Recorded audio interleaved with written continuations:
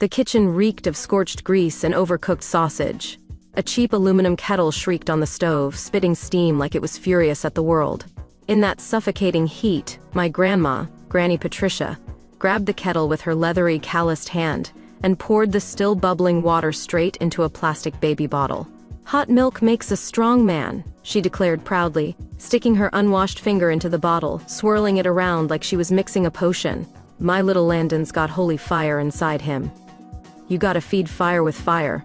She pressed the scorching hot bottle to my 6-month-old baby brother's lips. "No!" I shouted, lunging forward to snatch it away. Granny Patricia's eyes flashed like I'd just insulted Jesus. "What's your problem, Kelly? You trying to curse your brother?" I could barely breathe. The powdered formula was already curdling from the heat, clumping like cement. "You're gonna burn his throat. He's just a baby." Granny rolled her eyes and waved a dismissive hand. "I've been doing this since your daddy was in diapers. Ain't no cancer ever touched me. That hot milk kills the germs, makes a man strong. You want Landon growing up weak like his daddy's cousin Brent? That boy drinks cold almond milk and now he's 30 and unemployed. He could get esophageal cancer," I said through gritted teeth. "Burns to the mouth. The heat denatures proteins in the formula. You'll wreck his digestion." "Oh, now you're a doctor?" she sneered, shoving me back. "You gonna argue with God's plan? That boy is chosen. He's got fire in his blood. We just gotta keep it burning." Landon whimpered, then let out a raw, hoarse cry. His little lips were red and blistering. I stood frozen, my whole body trembling. I knew what would happen next. I'd seen it all before, because I'd lived it. This wasn't the first time I'd stood in this cursed kitchen, staring down at that plastic bottle filled with boiling milk. I'd done this before. I remembered everything. How I tried to save him. How I snuck cooled bottles into his crib when no one was looking. How I convinced the nurse at the ER to check his throat after another scalding. How my mother thanked me, at first. How my father sent me money, briefly. And how, years later, they all blamed me when Landon flunked out of school, lost his job, got dumped, and stabbed me in the chest with a kitchen knife while screaming, "You killed the fire in me!" They sold my corpse to a backwoods family for a freaking bride price and used the money to buy Landon a new fiancé. And then, somehow, I woke up. Right here. Right now, back to the moment before it all began. The kettle was still hissing. The bottle still steaming. My grandma still crazy. This time, I didn't argue. I didn't fight. I just clutched my wrists and said weakly, "Granny, I think I sprained both arms trying to lift the box of laundry. I can't carry the kettle." Granny scowled at me, then muttered, "Useless girl. Should have been born a boy. Girls are always sick or broken." I said nothing. I turned and walked slowly back to the living room and picked up a book I didn't plan to read. I wasn't going to stop her. Because in this family, saving someone just meant signing your own death warrant. If anything went wrong, the blame always landed on the oldest daughter, me. But not this time. This time, the fire would burn exactly where they wanted it. And I'd watch it all turn to ash. Chapter 2. Let him burn. The next morning, I woke up to the sound of boiling water and hymns. Granny Patricia was in the kitchen again, humming Amazing Grace while she cleaned out a formula bottle with her spit-covered thumb. She was wearing her usual, an old t-shirt that said Jesus rode dinosaurs and a floral apron crusted with bacon grease. The kettle screeched. She smiled like it was the Holy Ghost himself screaming in praise. "Kelly," she yelled, "go boil some more water for Landon's breakfast." I rubbed my fake bandaged wrists and called back, "Still sore, Granny? Can't lift the kettle yet?" I heard her grumble, "Damned weak-blooded girls. Can't even serve their chosen brother." She didn't wait. She grabbed the kettle and poured the just-boiled water directly into a full bottle of powdered formula, watched it hiss and bubble like molten lava, then stirred it with the same thumb she'd just used to scratch her scalp. Then, without testing the heat, she rammed the bottle into Landon's mouth. I watched through the crack in the kitchen door. He started crying immediately, his tiny fists flailing, his legs kicking like he was trying to escape the heat crawling down his throat. His face turned red, then purple. He tried to scream, but it came out hoarse and gurgled. Granny just bounced him on her knee. There, baby. The pain is the fire waking up inside you." The back door creaked open. My Aunt Brenda stepped in, keys jangling. Brenda was always the neutral one. The peacemaker. The ghost who never took a side until it was safe to do so. "Mom?" Brenda said. "What are you feeding him? He's screaming like he's been dipped in hot grease." "He's fine," Granny said. "Just strengthening the fire. Gotta burn the weakness out early. That boy's gonna be somebody one day." Brenda sniffed the air, stepped forward, and picked up the now half-empty bottle. "Jesus Christ, this bottle's still steaming." "Don't blaspheme in my house," Granny snapped. "You're scalding him. And yet, he lives. Stronger every day. You and your brother were raised on hot milk and you turned out fine." "I got asthma," Brenda muttered. "Exactly. Your lungs are working overtime. That's strength." Brenda's eye twitched. "You should ask Kelly. She's in college. She knows more about this stuff." I coughed loudly from the other room, then opened the door with an angelic smile. "Oh, Aunt Brenda. I'm majoring in computer science. I don't know anything about baby health. Maybe check TikTok." Brenda blinked. "Oh, okay. Yeah, that makes sense." "Damn internet," Granny muttered. "All lies. I've been raising babies since Kennedy got shot, and none of them died of hot milk. Yet," I whispered under my breath. Granny picked Landon up again, ignoring the red blisters on his lips. "You'll thank me when you're president, little man." Landon just sobbed like his throat was on fire, which it was. That night, the family decided to throw a health-boosting hot pot dinner. Granny's church ladies came over with casseroles, gossip, and Bibles. In the middle of the table was a full pot of bubbling chili oil, thick with floating peppers and mystery meat. Granny dipped a ladle and served herself a full bowl, steam pouring off the surface like it was lava. "Come on, ladies," she beamed. "This is the only way to eat. Hot, spicy, fresh. The body loves the heat." She drank it straight, not even blowing on it. Her eyes rolled back in pleasure. "I swear," one of her friends said, "you've got the stomach of a truck engine." "My husband would be on the toilet for a week?" Granny snorted. "That's because I've been burning germs out of my belly since 1954. They all laughed, even as Landon was handed a spoonful of the same fire-red soup. The baby whimpered. Granny cooed. "A little pain now means a big future. He's my special boy. God made him with fire in his bones. We just gotta feed the flame." Chapter 3. The Price of Mercy. For a few weeks, I played the role of the good daughter. I didn't fight, didn't talk back. I waited for moments when no one was watching. When Granny was in the bathroom or dozing in front of the TV, that's when I would switch the bottle. Instead of boiling water, I used warm water from the bathroom faucet. Still safe, but not scorching. I'd shake the bottle like a little pharmacist, test it on my wrist, then sneak into Landon's room and feed him myself. He stopped coughing. The burns around his lips started to fade. For the first time since my rebirth, I allowed myself hope. Then the day came when my parents returned from their job site in Kentucky. They smelled like drywall and disappointment.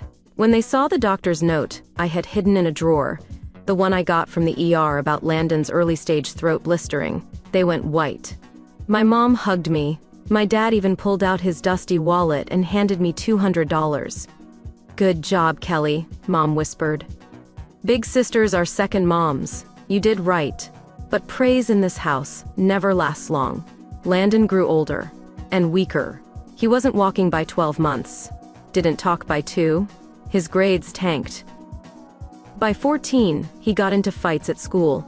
By 16, he failed every state exam. My parents panicked and threw what little savings we had into a private school that promised discipline and results. Landon flunked out after 6 months. He got a job at a car wash, then punched his supervisor on day 2 and got arrested.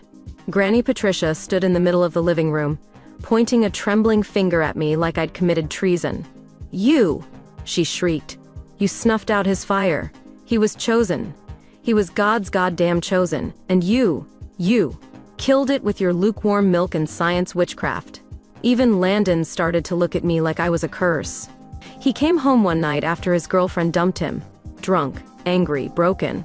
He found me folding laundry in the hallway and said one word. "You." Then he stabbed me in the stomach with a kitchen knife. Again, and again, and again. I remember the pain. I remember the tile floor. I remember choking on my own blood while Mom screamed and Dad yelled something about calling a marriage broker. Then, I died. And that wasn't even the worst part. Because they didn't bury me. They sold me. Apparently, there was a lonely trucker's son up in the rural hills who had recently passed away. His mother wanted him to have a spiritual bride to accompany him in the afterlife. My corpse was wrapped in red fabric, stuffed into a car, and handed over for a $10,000 funeral wedding. They used the money to buy Landon a new girlfriend. And that's when I woke up again.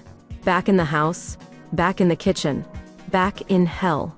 Back to the day Granny Patricia burned formula for the first time. And this time, I wasn't saving anyone. Chapter 4. I will not save him again. This time, I didn't even pretend to care. When Granny Patricia yelled at me to help boil the water for Landon's morning bottle, I didn't rush to stop her.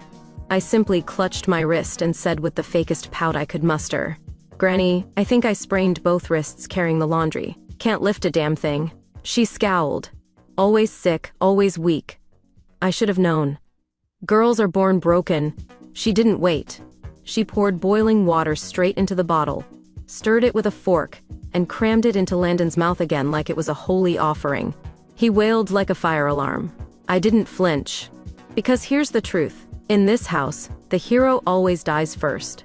If I lifted a finger to help, they'd blame me when something went wrong. If he choked, my fault. If he failed math, my fault. If the devil himself walked in the front door and slapped Landon in the face, I'd be accused of opening the door. So this time, I let it burn. That same week, Granny invited her holy roller friends over for a healing meal. She'd bought ingredients from some underground discount butcher and made her signature holy hot pot again. A bubbling pit of beef fat, ghost peppers, and literal red chili oil, boiling like lava in a cracked crock pot. "Come on, ladies," she grinned, ladling bowls full. Hot food kills bad spirits. The moment she slurped it down, her face turned redder than the oil. "Woo!" she shouted. "That's the good stuff. Makes your gut holy." Her friends laughed nervously. One of them coughed until her dentures rattled. Another whispered, "I can't do spice like that anymore. It burns all the way down." Granny's eyes glinted. "Then maybe you're the one who's weak." Meanwhile, Landon was sitting in a high chair, watching the red soup with baby wonder. Granny scooped a spoonful, blew on it once, barely, and shoved it in his mouth. His scream could have cracked mirrors. His whole face flushed deep red. Blisters began to form almost instantly. His little legs kicked the tray. Tears poured down his cheeks, mixing with streaks of red oil. It was horrific. "Granny?" She just smiled. "That's my brave little soldier." And then, she pulled out her phone, opened TikTok, and went live. Title: Raising a God's Chosen Fire Baptism Edition. Caption: He ain't crying, he's awakening. The live stream picked up speed. People were laughing in the comments. Others were horrified. Some sent gifts: roses, rockets, chili emojis. I was across the table, chewing slowly on cold lettuce, pretending not to see. Aunt Brenda nudged me, eyes wide. "Do something," she whispered. I took a deep breath, then smiled sweetly. "I think Granny knows best, don't you?" I said, loud enough for the phone mic to pick up. Sure enough, Granny turned to me with pride. "That's my girl. You see that, Landon? Your big sister believes in you now." Believe? I was counting down the days until he turned into a funeral photo again. Chapter 5. Grandma Goes Viral. It started with a live stream. "Just a test run," she said. "Just to show the world how real women raise real men." She wore her Sunday best, a stained pink nightgown, a Hello Kitty apron she found at Goodwill, and a headband with floppy bunny ears. Her live setup included a ring light duct taped to a coat rack and a bubbling hot pot of fire-red chili broth front and center. She titled The Stream, Firepot Granny Live, Feeding the Next Generation of Men, the Spicy Way. The internet lost its mind. People flooded in, some out of horror, some out of amusement, some, disturbingly, out of kinks. She dipped beef tripe into molten oil, then smiled at the camera like a pageant queen from hell. "Y'all think I'm too old for TikTok? Watch this," she giggled, slurping down an entire bowl of boiling soup like it was soda. Someone donated a galaxy sticker. Another typed, Yo, this old lady built different. And then, the star of the show arrived, Landon. Still teething. Still bandaged from the last incident. Granny turned the camera on him, dipped a pacifier in chili oil, and proudly declared, "This one's for his immune system." I watched from the hallway, eating a granola bar in total silence. She shoved the chili-drenched pacifier into Landon's mouth. He hiccuped, cried. His lips swelled again. His eyes teared up. But the gifts kept rolling in. Granny winked at the camera. "Don't worry, y'all. He's just dramatic like his mama." My Aunt Brenda, now full-on panicked, tried texting me again. "Please make her stop. The baby's wheezing." I didn't reply. Because Granny Patricia was now officially TikTok famous. Within days, she had 200,000 followers. Brands started reaching out. Spicy noodle companies, novelty hot sauce sellers, some weird collagen tea made from pig placenta. She called them her fire sponsors. Every night, she went live again. Firepot Granny. Hashtag Irungutspat. Hashtag Landon.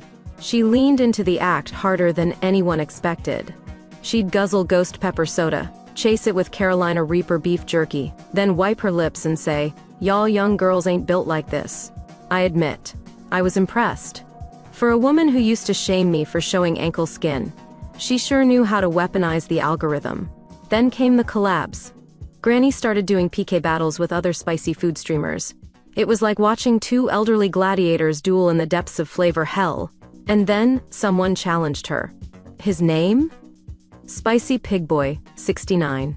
He was 43, bald, tatted, and ate entire raw habaneros with a chug of boiling energy drink. He had a cult following. His fans were rabid. Granny accepted the battle immediately. "We're gonna show that sissy little pork boy how real fire tastes," she told the camera, ladling hot pot broth over a plate of raw pig brains. That night's stream hit 1.2 million views. Chapter 6. Cooking the Chosen One. The night of the PK battle was a family event. Granny had cooked 3 pots of boiling hot pot soup. The main one bubbled like lava, redder than blood. Another pot held a chili-infused Mountain Dew reduction. The last was her secret weapon, ghost pepper lard with floating chunks of pickled pig brain. She wore her pink bunny ears and a God Bless Texas apron. "Tonight, we show the world that God's fire never dies," she grinned into the camera. "Especially not in my kitchen." Landon was seated in a high chair next to her, dressed in a little dragon costume from Walmart's clearance bin. His eyes were already watery. His lips still hadn't healed from the last chili incident. "Say hi to your fans, sweetie," Granny cooed. He tried. He made a gurgling noise. His face was pale. No one noticed or cared. The live stream with Spicy Pig Boy 69 started. The comments exploded. "OMG Granny versus Pig Boy, let's go. The baby don't look so good though." More chili shots. Pulse. Granny slammed down a ladle of steaming soup. "Let's heat this pig," she yelled. The gifts poured in. Rockets, roses, yachts, money. But then, Granny turned to Landon. She dipped a little plastic spoon into the pig brain broth, blew on it once, then shoved it into his mouth. The scream that followed wasn't human. Landon's body arched. He kicked.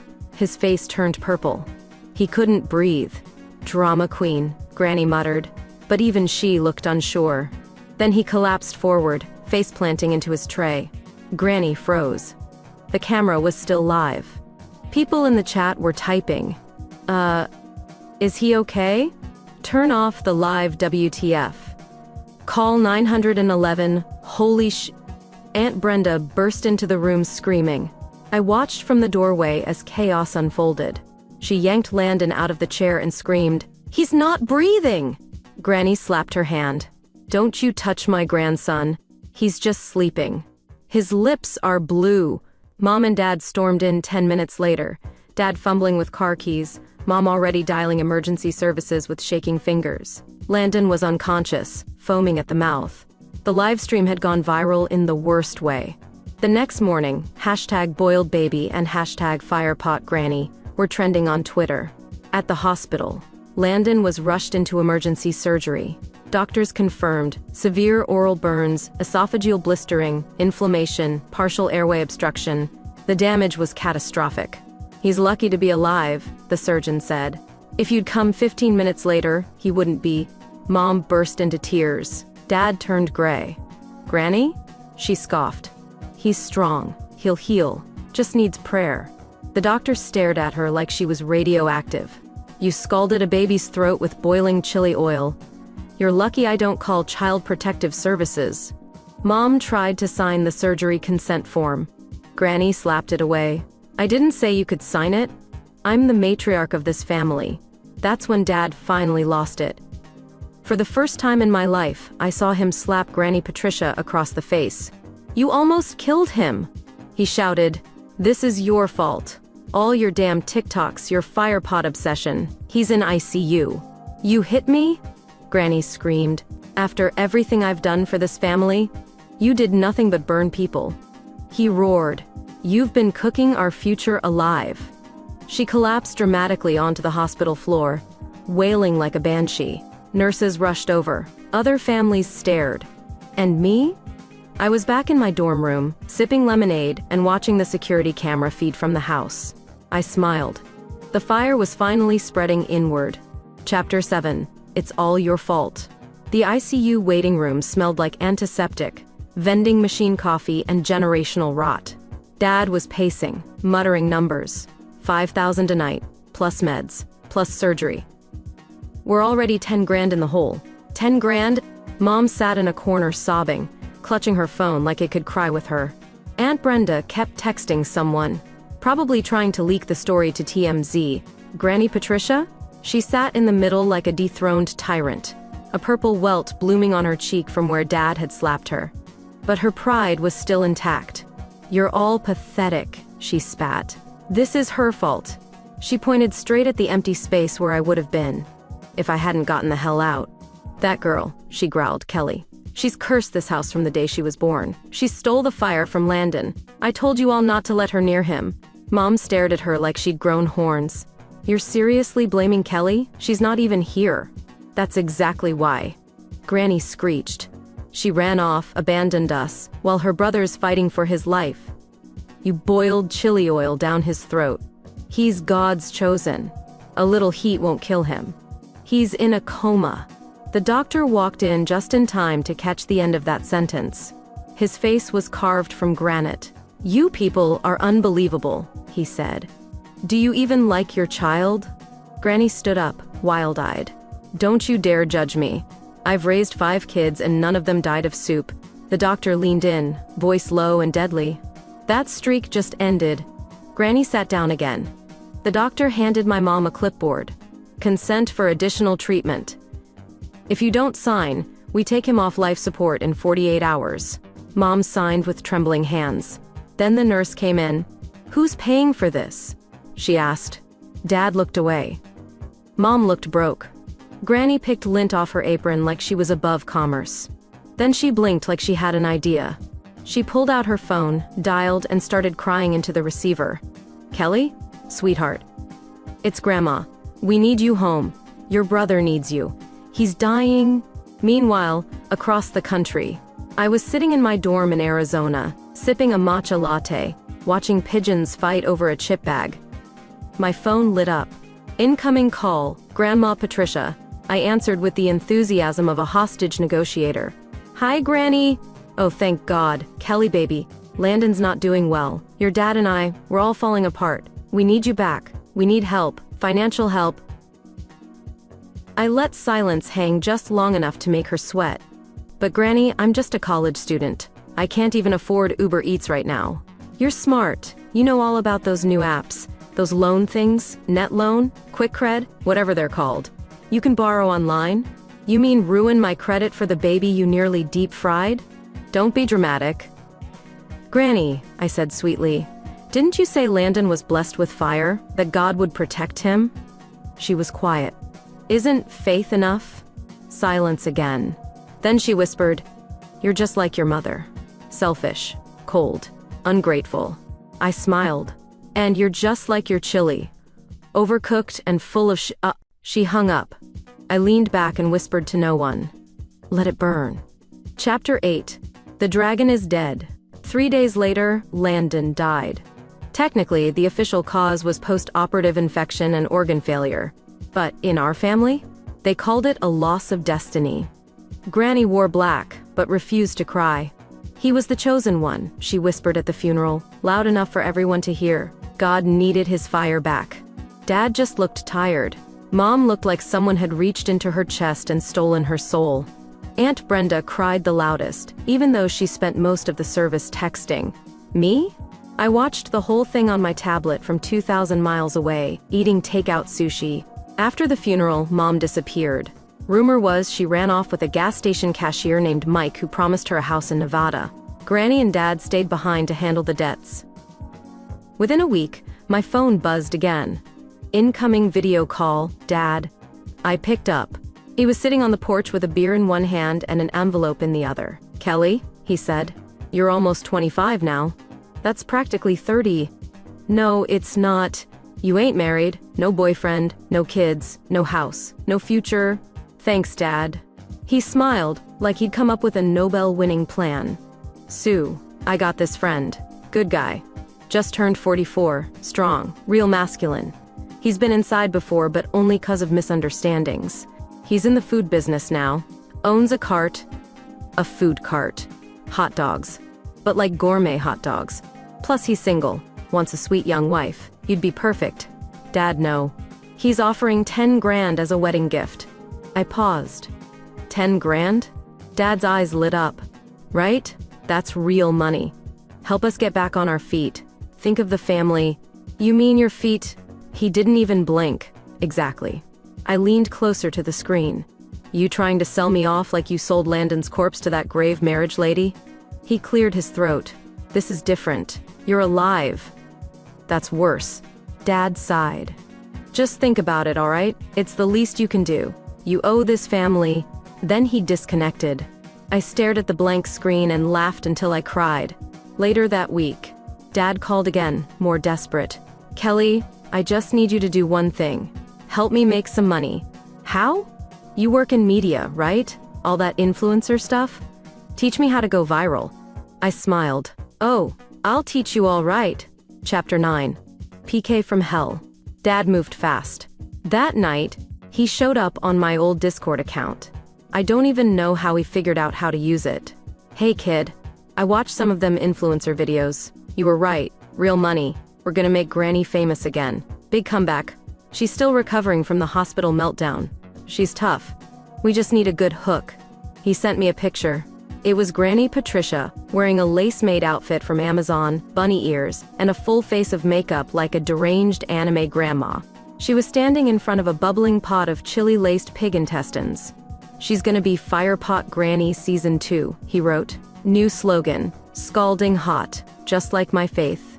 I stared at the screen, stunned, unsure whether to vomit or call 911. Then I smiled. Make her challenge someone, I texted. That's how the algorithm works. Battles. Shock value. Who? There's a guy named Spicy Pig Boy 69. Huge on TikTok. Famous for eating live ghost peppers and shotgunning lava temperature beef broth. Dad immediately responded, send me his handle. We're gonna destroy him. The PK begins. The following Saturday night, Firepot Granny went live. A ring light shone on her sweaty forehead. Dad was behind the camera, yelling directions like a deranged game show host. More sweat, ma. Lick the spoon. Tell 'em they're weak. Y'all Gen Z snowflakes think you know Spice? Granny barked. I birthed Spice. I breastfed my babies with Tabasco sauce. In the split screen appeared Spicy Pig Boy 69, shirtless, red-faced, grinning like a lunatic, holding a jug of Carolina Reaper margarita. Let's see who bleeds first. He screamed. The live stream exploded. Over 1.5 million viewers. Donations rained in. The comments were chaotic. OMG, this IS war. Did she just eat raw pork brain? Her eyelids are sweating, y'all. They started chugging broth, spooning oil, downing Reaper-soaked organs. Dad, hungry for more chaos, grabbed a fistful of dried chili flakes and dumped them directly into Granny's bowl. She gagged. Her face turned crimson, but she kept going. You think this is hot? She wheezed. This is soul food.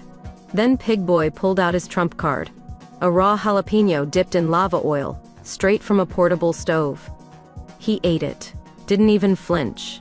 Granny tried to match him. She bit down on a chunk of red-stained meat. Chewed. Swallowed. Then she collapsed. Straight onto the linoleum. The stream cut out. The top comment as it ended, R.I.P. Firepot Granny. Chapter 10. Burn in Hell, Patricia. Granny survived the collapse, but barely. The livestream fiasco landed her in the ER with third-degree burns in her throat, internal bleeding, and signs of early esophageal cancer. Doctors begged her to stop eating spicy food. She didn't listen. She couldn't. Because Dad had seen the numbers, and they were addicting. He doubled down. The dog show. With Granny bedridden and mute from surgery, Dad converted their garage into a studio. He tied bells to her wrists, dressed her in a dog costume, and made her crawl on all fours to a bowl of reheated firepot soup. He called it Feeding Time with Fire Dog Grandma. It was disturbing, illegal, morally bankrupt. But the internet ate it. The videos were re-uploaded on underground fetish sites. They went viral in the worst corners of the web. Donations soared. Granny tried to refuse. She screamed. She cried. Dad beat her behind closed doors. Told her, "This is all you're good for now." Meanwhile, in England, I had taken my study abroad offer and left America. I lived in a peaceful seaside flat. I fed seagulls. I drank wine. I made friends who didn't think microwaving milk counted as childcare. Then, one night, my phone rang. Granny's voice, thin, cracked, barely human, sobbed through the speaker. "Kelly, please, he's making me eat raw pig brain. I can't breathe anymore. You always loved it hot, remember?" I said softly. "You said pain builds character." She cried harder. "He says he'll bring you back to join the show next." I smirked. I'd make a terrible co-host. "I don't bark." Then the line went dead. The final act. It ended with blood. Dad forgot to lock the garage one night. Granny, in a final burst of clarity and rage, crawled out, grabbed a meat cleaver from the kitchen, and stabbed him 18 times in the chest while he was editing her next video. Neighbors said he died screaming, "This wasn't the plan." Granny was found wandering the street in her dog suit, soaked in blood, mumbling about dragons and destiny. At the police station, when I visited her out of curiosity, she didn't even recognize me, until she looked me dead in the eye through the bars and shrieked, "Why didn't you save him?" Her voice cracked, like her throat had turned to glass. "You knew the fire would kill him. You knew. Why didn't you stop me?" I smiled, leaned forward, and whispered, "Because you taught me, Patricia, never steal someone else's destiny." She started choking, coughing blood. Her body convulsed. She collapsed right there in the interrogation room, hemorrhaging from inside. She never made it to trial. Epilogue. She died in a hospital bed, alone, no name on her chart. No next of kin. Dad's body was cremated and mistakenly sent to a pet funeral service. Landon never made it past age 1. Mom remarried a guy named Mike who sold fireworks and car insurance. Brenda became a TikTok psychic. And me? I graduated, got a job, got peace. Sometimes I light a candle when it's cold and let the wax drip like hot broth, just to remember the fire that used to rule my life. And then I blow it out. Because I can.